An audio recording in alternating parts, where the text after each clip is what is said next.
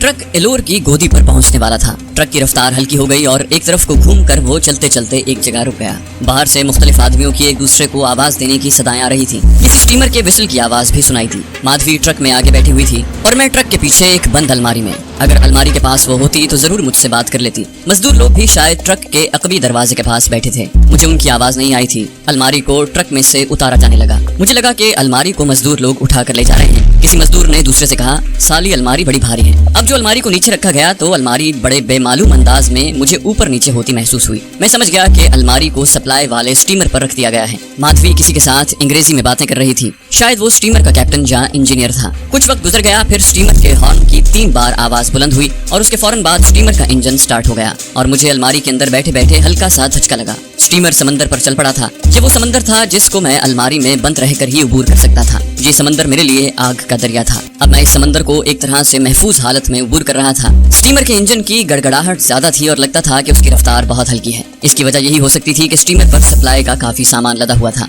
समंदर का 3-4 मील का फासला स्टीमर ने काफी वक्त लगाकर तय किया। मुझे अलमारी में बैठे बैठे सख्त गर्मी लगने लगी थी। जिस्म पसीने में शराबोर हो गया था, मगर मुझे ये गर्मी बर्दाश्त करनी थी। आखिर स्टीमर ने बार बार विसल देना शुरू कर दी। लगता था कि जेल वाले जजीरे का घाट करीब आ गया है। इतने में अलमारी की दीवार पर किसी ने बड़ी आहिस्ता से ठक ठक की। साथ ही माधवी की धीमी आवाज आई, हम पहुंच गए हैं, बस थोड़ी सी और तकलीफ बर्दाश्त कर लो, बोलना बिल्कुल मत। मैं खामोश रहा। स्टीमर घाट के साथ जाकर लग गया। फिर उसी तरह मजदूरों ने मेरी अलमारी को उठाकर स्टीमर से निकाला और एक जगह रख दिया। माधवी की आवाज आई, वो अंग्रेजी में बोल रही थी, ऑफिस का ट्रक उस तरफ खड़ा है, अलमारी को उधर ले चलो। वहाँ से फिर मेरी अलमारी को उठा लिया गया और किसी दूसरे ट्रक में ले जाकर रख दिया गया। गर्मी और हब्स की वजह से मुझे अपना दम घुटता हुआ महसूस हो रहा था। ताज़ा समुद्री हवा मुझे बड़े करीब से आती लगी और तबीयत की घबराहट काफी हद तक जाती रही। अब मैं अलमारी में सीधा खड़े का खड़ा ही रहा। ट्रक जजीरे की सड़क पर जा रहा था। सड़क ऊंची नीची थी। ट्रक को हल्के हल्के धचके लग रहे थे। ट्रक की रफ्तार हल्की थी। कभी ट्रक एक तरफ घूम जाता, कभी दूसरी तरफ, फिर एक जगह जाकर रुक गया। किसी आदमी की आवाज आई, इसमें क्या है? माधवी की आवाज फिर बुलंद हुई, ओके पटेल भाई ओके, ऑफिस के वास्ते अलमारी लाया हूँ। उस मर्द की आवाज आई, ठीक है आगे जाओ। ट्रक फिर चल पड़ा, मगर फिर धीमी रफ्तार के साथ चल रहा था। किसी ने ट्रक की साइड पर हाथ मारा। ट्रक चलता रहा। ट्रक एक तरफ मुड़ा और रुक गया। ट्रक की अगली सीटों की खिड़कियां खुलने और बंद होने की आवाज आई। अलमारी ऑफिस के अंदर ले जाएगा, आहिस्ता आहिस्ता। ओके। कुछ लोगों ने अलमारी को उठाकर ट्रक में से उतारा और उसी तरह उठाए हुए कुछ दूर ले जाने के बाद एक जगह रख दिया। माधवी ने कहा, बस ठीक है, अब तुम लोग जाओगे, ओके। मजदूरों के आपस में तेलुगु जबान में बातें करने की आवाज आई। फिर ये आवाजें दूर होते होते गायब हो गईं। गहरी खामोशी छा गई। कोई 2 मिनट बाद फर्श पर किसी के कदमों की चाप सुनाई दी। टक टक टक आवाज मेरी अलमारी के पास आकर रुक गई। तुम ठीक हो ना? माधवी ने मेरा नाम लेकर कहा। मैंने आहिस्ता से कहा, मुझे अंदर से निकालो, बड़ी सख्त गर्मी लग रही है। अलमारी में चाबी घुमाई गई। अलमारी का दरवाजा खुला। ताज़ा ठंडी हवा का झोंका मेरे जिस्म से टकराया। मेरे सामने कमरे की धीमी रोशनी में माधवी खड़ी थी। कमरे में एक बड़ी मेज थी। दीवार के साथ कुर्सियां लगी थी। दीवार पर इंडिया का बहुत बड़ा नक्शा लगा था। बड़ी मेज के पीछे दीवार पर गांधी और पंडित नेहरू की तस्वीरें लटक रही थी। मैं जल्दी से बाहर निकलकर करीबी कुर्सी पर बैठकर लंबे लंबे सांस लेने लगा। माधवी ने कहा, तुम ठीक हो ना? मैंने गहरा सांस लेते हुए कहा, अब बिल्कुल ठीक हूँ। क्या हम जजीरे की जेल के अंदर आ गए हैं? माधवी अलमारी बंद कर रही थी। कहने लगी, ऊंची आवाज में बात न करो, तुम इस वक्त जजीरे की जेल के अंदर चीफ वार्डन के ऑफिस में हो। छत के साथ लगा पंखा चल रहा था। मेरे पसीने में शराबोर बदन को ये हवा बड़ी खुशगवार लग रही थी। मैंने कहा, यहाँ से हमें कहाँ जाना होगा? ये मैंने सरगोशी में माधवी से पूछा था। उसने हाथ से मुझे खामोश रहने का इशारा किया और दरवाजे की तरफ बढ़ी। असल में दरवाजे की तरफ से किसी के भारी बूटों की चाप आ रही थी। दरवाजा बंद था। माधवी ने मुझे मेज की दूसरी तरफ छुप जाने का इशारा किया। मैं जल्दी से बड़ी मेज के पीछे जाकर उसके नीचे बैठ गया, जहाँ से मुझे दरवाजे का निचला आधा हिस्सा नजर आ रहा था। माधवी ने दरवाजा खोल दिया। बाहर से कोई आदमी अंदर दाखिल हुआ। उसके भारी स्याह फौजी अंदाज के बूट, टांगों पर चढ़ी हुई खाकी जुराबें और निक्कर का कुछ हिस्सा नजर आ रहा था। उस आदमी ने कहा, मैडम अभी इधर काम करेगा या स्टोर में जाएगा? ये कोई गार्ड था जिसकी वहाँ रात को पहरा देने की ड्यूटी थी। माधवी ने बड़े पुरसुकून लहजे में बेनियाजी से कहा, अभी थोड़ी देर ऑफिस में काम करेगा, फिर स्टोर में चेकिंग के वास्ते जाएगा। तुम गेट पर ड्यूटी पर जाओ। Yes madam. और उस आदमी की टांगे पीछे को घूमकर दरवाजे में से बाहर निकल गई। मैं मेज के नीचे ही छुपा रहा। माधवी ने दरवाजा बंद कर दिया, मगर चटखनी न लगाई। मेज के पास आकर उसने मुझे बाहर निकलने का इशारा किया। मैं उठकर कुर्सी पर बैठ गया। उसने कुछ फाइलें खोलकर अपने सामने रख ली और कुर्सी पर बैठते हुए कहने लगी, तुम इस कुर्सी पर से उठकर अलमारी के साथ वाली कुर्सी पर जाकर बैठ जाओ। अलमारी की ओट में एक कुर्सी पड़ी थी। मैं उस पर जाकर बैठ गया। उसने फाइल पर नजरें जमाई हुई थी। कहने लगी, सप्लाई वाली रात को मैं यहाँ रात की ड्यूटी पर होती हूँ। यहाँ कोई नहीं आता। जेल के सारे दफ्तर बंद होते हैं, फिर भी एहतियात जरूरी है। ये चौकीदार अंदर किसी दफ्तर में आकर झांक सकता है, इसीलिए मैंने तुम्हें अलमारी की ओट में बिठाया है। मैंने कहा, लेकिन हमें कितनी देर तक यहाँ बैठे रहना होगा? माधवी ने अपनी कलाई वाली घड़ी देखी और बोली, अभी 8 बजने में 10 मिनट बाकी हैं। ठीक 8:30 बजे जेल के कैदियों में खाना तकसीम होता है। जहाँ कैदियों को खाना सलाखों के अंदर ही दिया जाता है। उस वक्त मैं थोड़ी देर के लिए जाऊंगी, वापस आकर बताऊंगी कि तुम्हें आगे क्या करना होगा। मैं अलमारी की ओट में कुर्सी पर खामोश बैठा रहा। माधवी धीमी आवाज में किसी वक्त मुझसे कोई बात कर लेती। ठीक 8:30 बजे वो कुर्सी छोड़कर उठी और मेरी तरफ देख कर कहा, मैं जाती हूँ, जल्दी वापस आ जाऊंगी। मैं कमरे को बाहर से ताला लगा कर जाऊंगी, तुम खामोश बैठे रहना, खांसी भी आए तो रोक लेना, क्योंकि बाहर सिक्योरिटी गार्ड टहलता रहता है। उसके जाने के बाद मैं अपनी जगह पर चुपचाप बैठा रहा। दीवार पर क्लॉक लगा हुआ था। मैं थोड़ी देर बाद क्लॉक को देख लेता। आधे घंटे बाद माधवी वापस आई। दरवाजा बंद करके वो अलमारी के करीब आकर कहने लगी, ये लो, इसे अपनी कमीज पर सामने की तरफ लगा लो। उसने पर्स में से एक शनाख्ती कार्ड निकाल कर मुझे दिया, जिसके साथ बक्सुआ लगा हुआ था। उस पर अंग्रेजी और तेलुगु जबान में किसी आदमी का नाम लिखा हुआ था और मोहर भी लगी हुई थी। कहने लगी, ये जेल के एक ऐसे किचन मेट का आईडी कार्ड है जो 1 माह की छुट्टी पर गया हुआ है। मैंने अपनी कमीज के सामने की तरफ आईडी कार्ड चिपकाते हुए कहा, लेकिन किचन के लोग मेरे अजनबी चेहरे को देखकर जरूर पूछेंगे कि मैं कौन हूँ और मैंने इस शख्स का आईडी कार्ड कहाँ से लिया है जो 1 माह की छुट्टी पर गया हुआ है। माधवी पर्स को बंद कर रही थी। कहने लगी, तुम किचन की तरफ नहीं जाओगे, मैं बताती हूँ तुम्हें कहाँ जाना होगा। सुनो, मैं अभी स्टोर में सप्लाई की चेकिंग के लिए जाऊंगी, वहाँ मुझे 1-1.5 घंटा लग जाएगा। इस दौरान कैदियों को खाना दे दिया गया होगा। इनकी रात की आखिरी गिनती भी हो चुकी होगी। रात को ठीक 11 बजे कैदियों की बैरकों और कोठरियों की रोशनी बुझा दी जाती है। सिर्फ कोठरियों के सामने वाली बत्तियां जलती रहती हैं। मैं अब तुम्हारे पास वापस नहीं आऊंगी। दीवार पर क्लॉक लगा हुआ है। इस क्लॉक पर जब ठीक रात के 11:15 बजे तो तुम इस कमरे की बत्ती बुझा देना, पंखा भी बंद कर देना और बड़ी एहतियात से कमरे में से निकलकर बाएं जानिब कॉरिडोर में चलते जाना। 20 कदम चलने के बाद एक दरवाजा आएगा। दरवाजा मैंने खुला रखा होगा। उस दरवाजे में से गुजरकर तुम आगे जाओगे तो तुम्हें एक नीम रोशन बरामदा मिलेगा।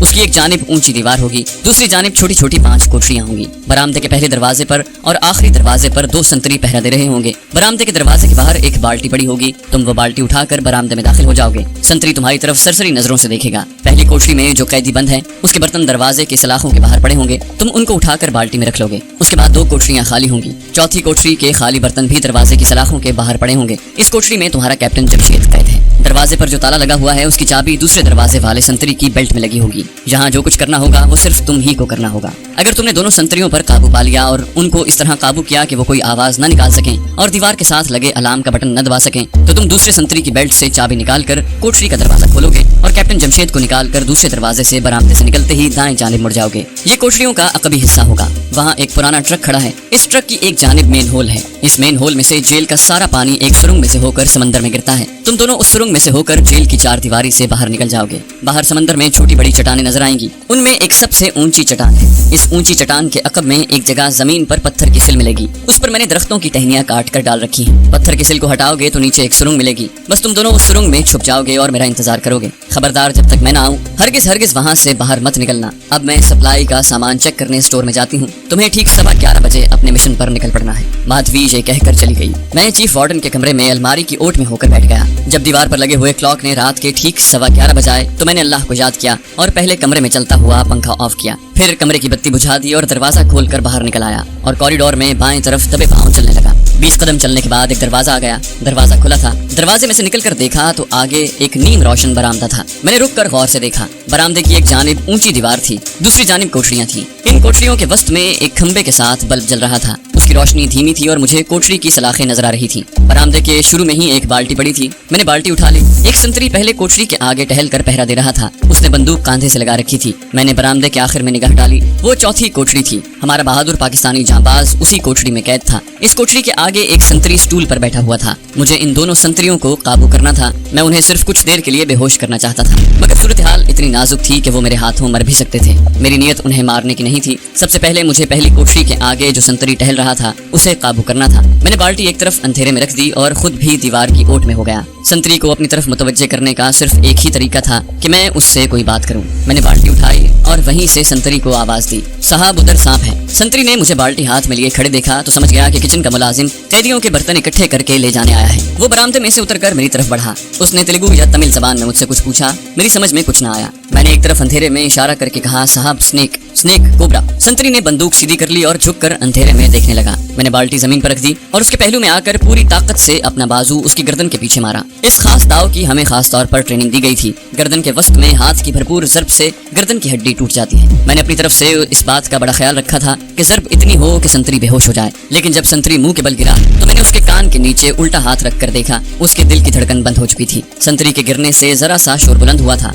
इस शोर को सुनकर बरामदे के दूसरे सिरे पर चौथी कोठरी के बाहर जो संतरी स्टूल पर बैठा था वो उठ खड़ा हुआ। उसने वहीं से पहले वाले संतरी को आवाज तरफ देकर पूछा क्या बात है। मैं बरामदे में आया और उसे कहा साहब संतरी जी बेहोश हो गया है। दूसरा संतरी घबरा कर मेरी तरफ दौड़ा। मैं एक तरफ हट गया। दूसरे लम्हे दूसरा संतरी भी पहले संतरी के ऊपर मुंह के बल गिरकर बेहोश हो गया था या मर गया था। उसकी गर्दन पर हाथ रखकर उसके दिल की धड़कन परखने का वक्त नहीं था, वो बेहोश जरूर हो गया था। मैंने उसकी बेल्ट में लगा हुआ चाबियों का गुच्छा निकालकर बरामदे में चौथी कोठरी की तरफ दौड़ा। चौथी कोठरी में रोशनी हो रही थी। इस रोशनी में मैंने एक इंसान को जमीन पर औंधे मुंह पड़े देखा। मैंने चाबियों के गुच्छे में से ताले पर चाबियां लगानी शुरू कर दी। जुबूहाल कैदी ने सर उठाकर मेरी तरफ देखा। मैंने इशारे से उसे खामोश रहने को कहा और जल्दी जल्दी चाबियां लगाने लगा। आखिर एक चाबी लग गई। मैं सलाखों वाला दरवाजा खोलकर अंदर चला गया और कैदी से पूछा क्या तुम पाकिस्तानी फोर्स के कैप्टन हो? नौजवान ने जवाब दिया हाँ। मैंने पूछा जल्दी से अपना नाम बताओ। वो बोला मेरा नाम जमशेद है। ठीक है फौरन मेरे साथ चलो, जल्दी करो। कैप्टन जमशेद जैसे पहले ही से तैयार बैठा था। वो बोरिए पर से उठा और मेरे साथ कोठरी से बाहर निकल आया। मैं बरामदे से निकलकर जल्दी से दाएं जानिब मुड़ गया।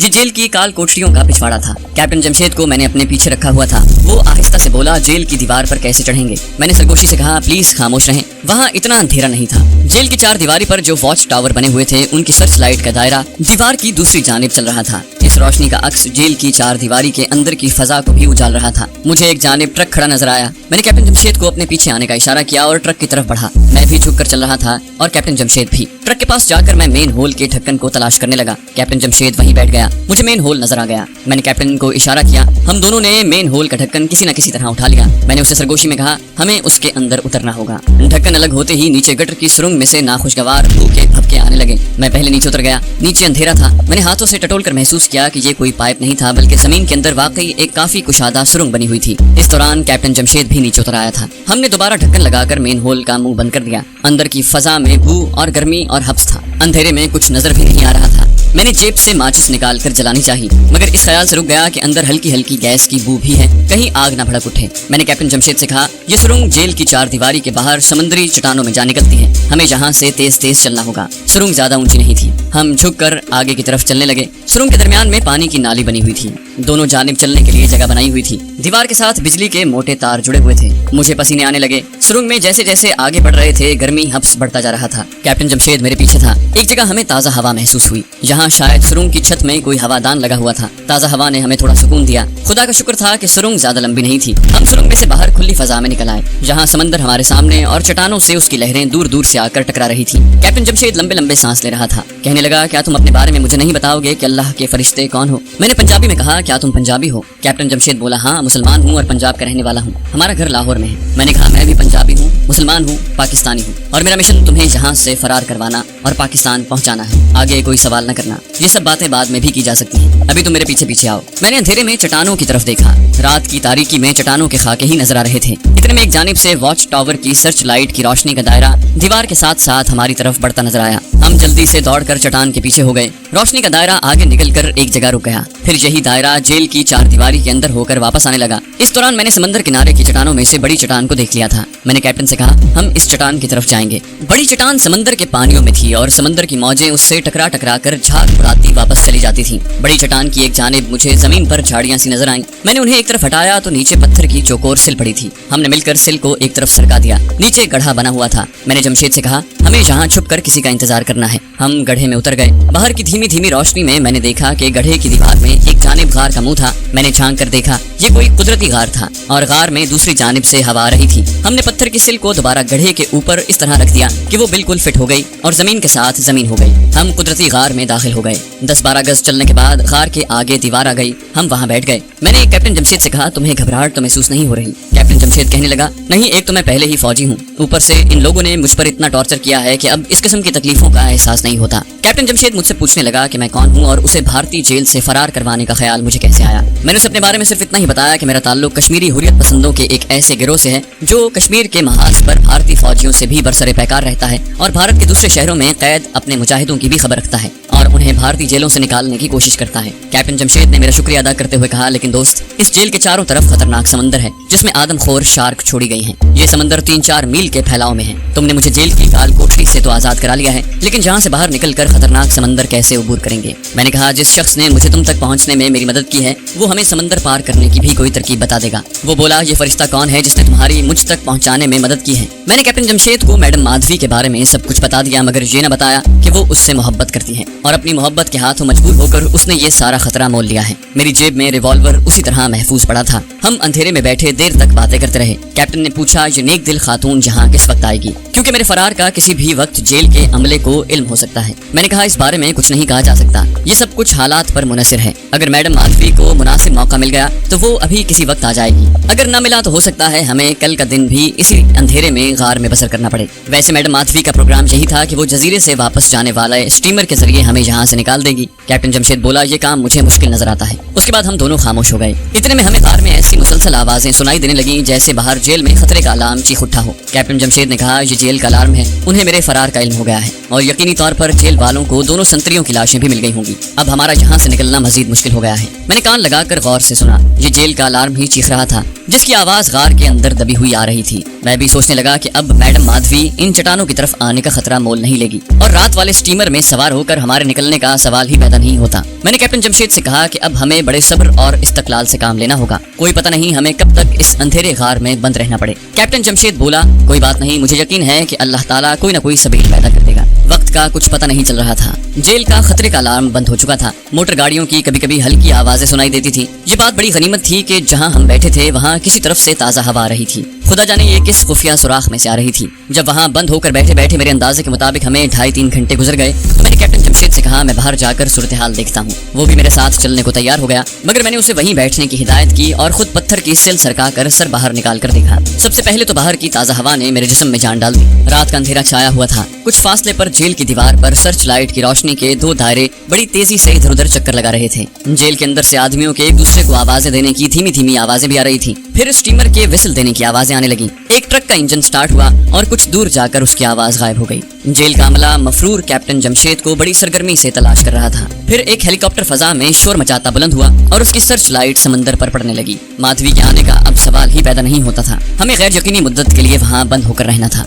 हमारे पास पीने के लिए पानी भी नहीं था। मुझे दूर से कुछ आदमियों की आवाजें अपनी तरफ आती सुनाई थी। मैंने सर नीचे करके जेल से पत्थर की सिल ऊपर फिट कर दी और कैप्टन जमशेद के पास आ गया। अंधेरे में उसकी आवाज से मुझे पता चला कि वो कहाँ बैठा है। मैंने उसे सूरत हाल से आगाह किया तो वो कहने लगा, अगर वो लोग मेरी तलाश में इधर आ रहे हैं तो इस बात का इम्कान है कि उन्हें हमारे ठिकाने का इल्म हो जाएगा। मैंने कहा, माधवी ने मुझे यकीन दिलाया था कि इस खुफिया गार का वहाँ किसी को इल्म नहीं, खुदा करे ऐसा ही हो। कैप्टन जमशेद ने गहरा सांस लेने के बाद कहा, अब हमारी सारी उम्मीदें माधवी के वहाँ आने पर लगी हुई थी। रात गुजर गई। रात गुजरने और दिन के तुलू होने की खबर हमें इस तरह हुई कि मैं थोड़ी देर के बाद गड्ढे के ऊपर रखी हुई सिल थोड़ी सी हटाकर बाहर देख लेता। रात के पिछले पहर ये सिल मैंने थोड़ी सी परे हटा दी। इस तरह उस तरफ से भी ताजा हवा अंदर आने लगी। गार में सुबह होने तक हब्स नाकाबिले बर्दाश्त होने लगा था। सिल थोड़ी सी हटा देने से फजा थोड़ी काबिले बर्दाश्त हो गई थी। सुबह के वक्त भी आसमान पर हेलीकॉप्टरों के चक्कर लगाने की आवाज सुनाई देती रही। जब बाहर दिन की रोशनी फैल गई तो हमने पत्थर की सिल को वापस शगाफ के ऊपर जमा दिया। अंदर की फजा एक बार फिर हब्स आलूद हो गई, लेकिन ये हब्स हमें इसलिए भी गवारा करना पड़ रहा था कि इसकी वजह से हम दोनों की जान बची हुई थी। तो दोस्तों, ये थी हमारी आज की एपिसोड। उम्मीद करते हैं आपको हमारी वीडियो पसंद आई होगी। जाने से पहले आपसे सिर्फ इतनी गुजारिश करेंगे कि अगर आप हमारी वीडियो पसंद करते हैं तो इस चैनल को सब्सक्राइब कर दीजिए और साथ में बेल आइकन दबाकर ऑल नोटिफिकेशंस ऑन कर दें ताकि आपको सारी वीडियोस फौरन मिलती रहें।